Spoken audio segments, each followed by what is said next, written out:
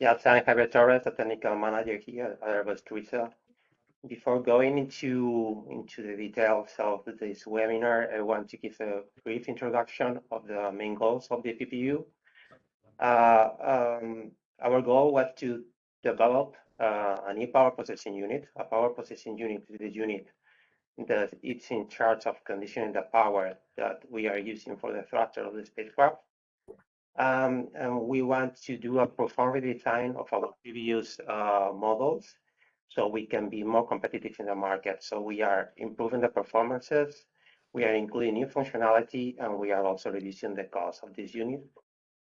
So Crisa has been acting as coordinator and man responsible of this design.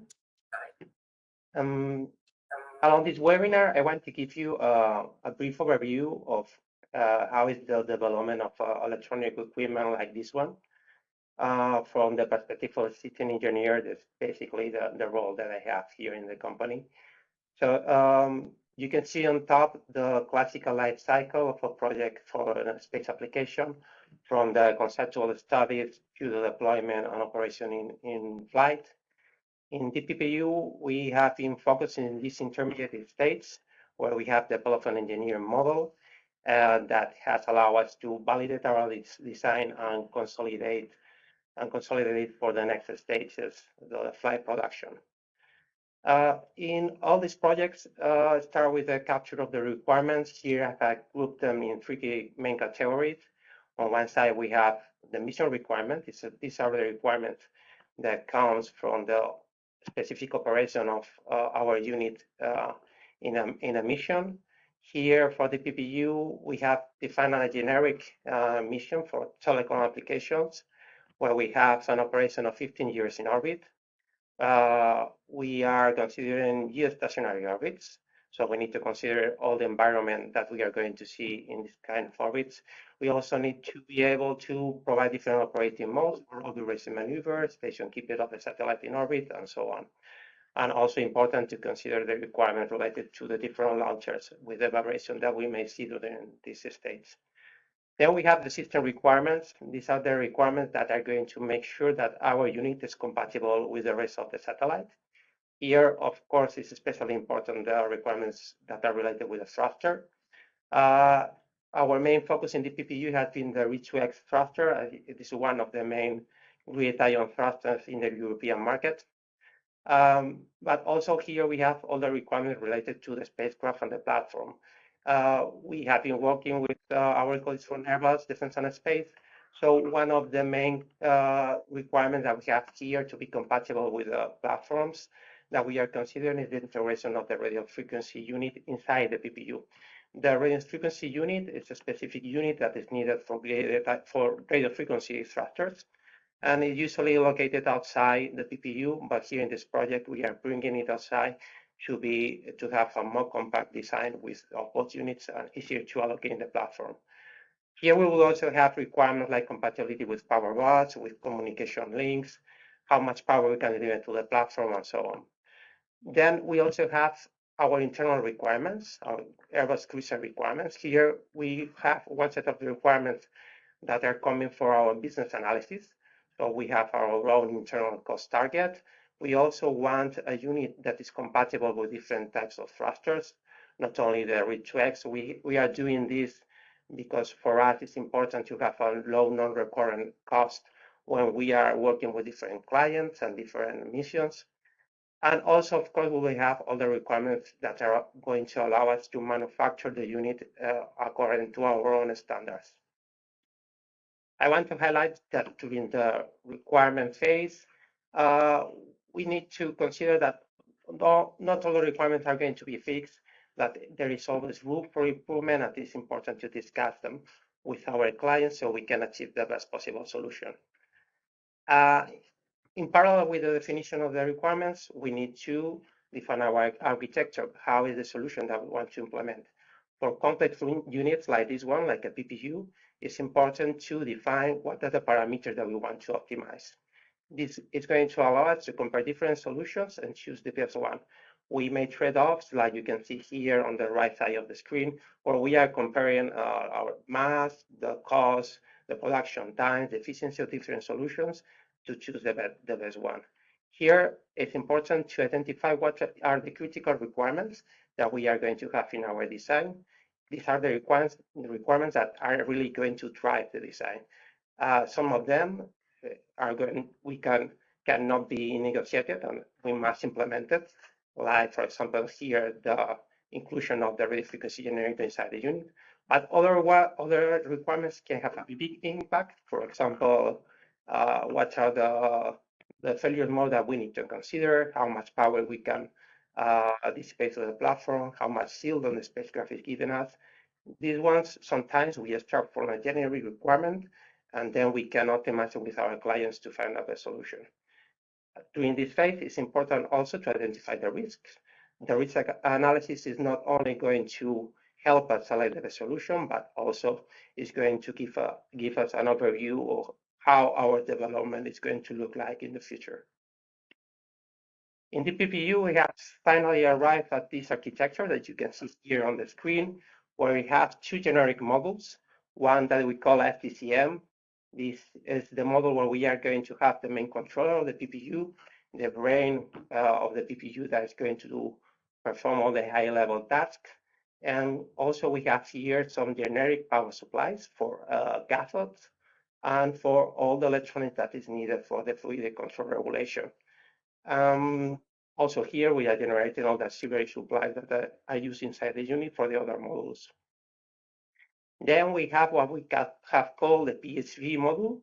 This is a power module where we have several converters that are able to operate in a wide range of voltage. For the V2X, we need to supply around 1500 volts, so a high voltage, but we are also able to provide much lower voltages, typically the 300, 400 volts that are required for polyFET thrusters, and we are able to do so with efficiency.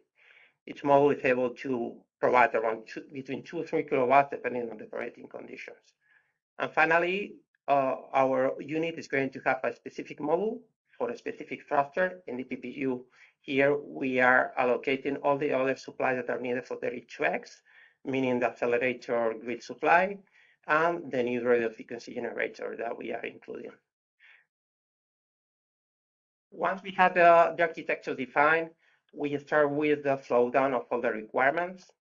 You can see here on the screen the specification tree that we have managed here on the PPU, where we have considered requirements coming from two thrusters, one generating Hall effect thruster and the main V2X thruster. So in the middle of the screen, you can see our generic models that are taking into account requirements for both parts, while the specific models are only considering the requirements specific of the V2X. Which are going to give the impulse to the engineering to the engineers of the team, so they can have a clear definition of what they need to do. And with those inputs, we will start the design phase. As you can imagine, the design phase of this kind of unit is quite complex. We are going to have several engineering teams, each one specialized in a specific area, working in parallel. So we have, for example, here in the PPU, a team of microelectronic engineers that are developing the FPGA devices, performing the definition of the architecture, the coding of the hardware, and all the testing, integration of code, synthesis layout. Also, our team of software engineers developing all the code, verification of code that is needed. The packaging engineers that are going to design all the mechanical parts to be able to withstand all the stress that you're going to see. We will also perform all the thermal analysis, the radiation analysis to make sure that the components inside are not seeing a very high dose of radiation during the mission.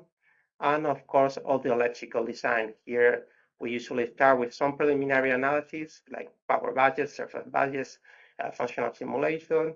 We identify early on what are the critical parts, the riskier parts that need a special breadboarding, and then we start with the capture of the electrical schematics and the multi-layer analysis that are going to make sure that our design is compatible with all the lives expected during the mission.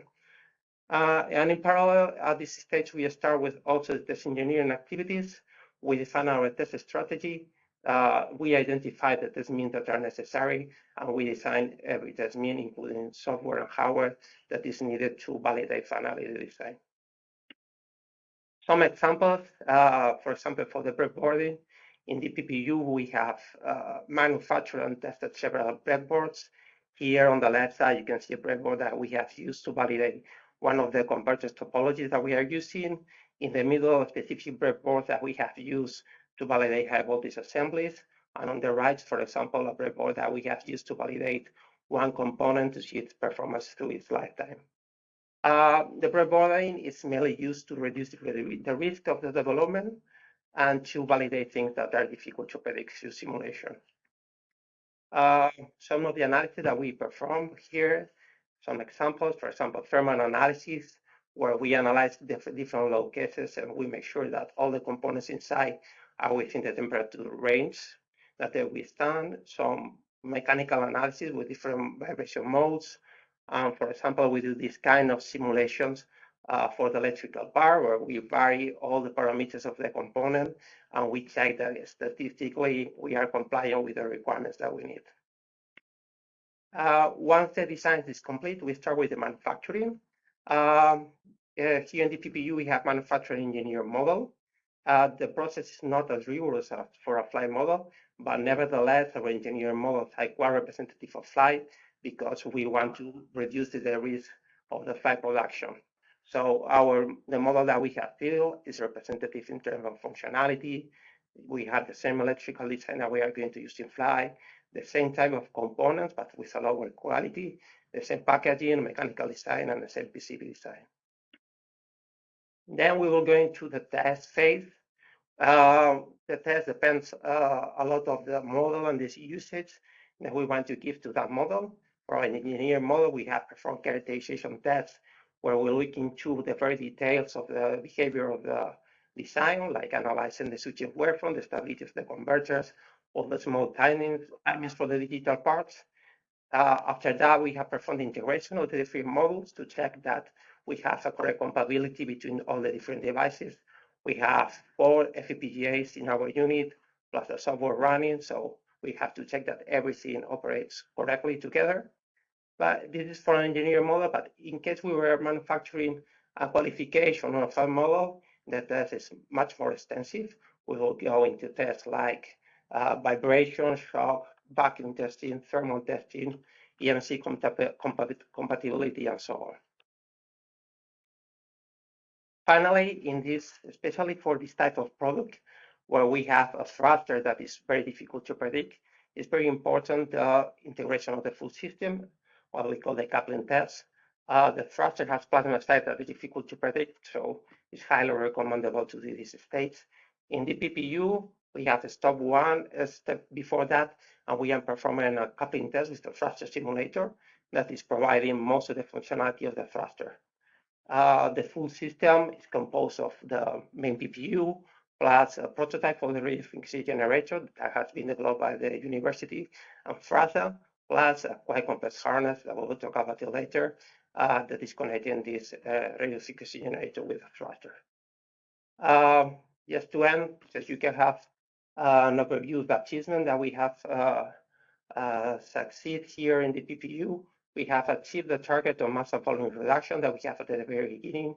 We have exceeded the cost reduction target. We have successfully integrated the radio frequency generator, and we have achieved a maturity enough to start just after this production of our flight units and qualification model. So that's all. Thank you very much for your attention, and I hope you have enjoyed it.